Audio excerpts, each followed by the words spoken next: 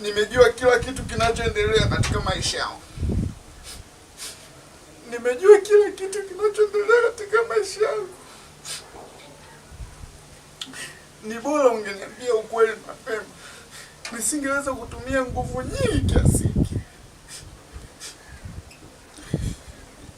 Yaani macho yangu umeharibu. Leo sioni.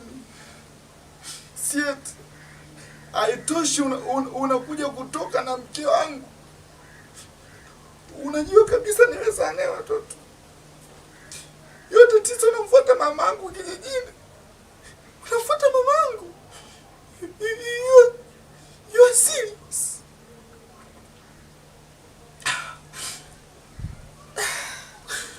Sasa sikia. Ni maumivu gani ninaopata? Maumivu gani naojisikia katika moyo wangu? Yanajiona kama sio mwanaume tena kwa kweli.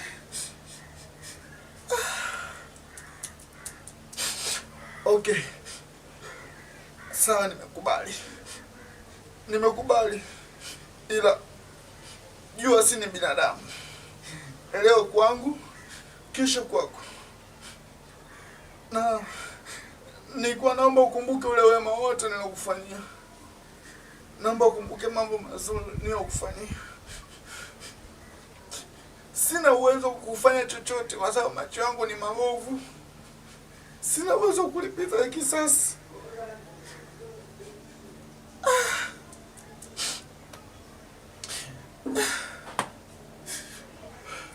Nimemkosea nini Mwenyezi Mungu? Mungu Muumba mbingu na nchi, nimekukosea nini kwa kweli?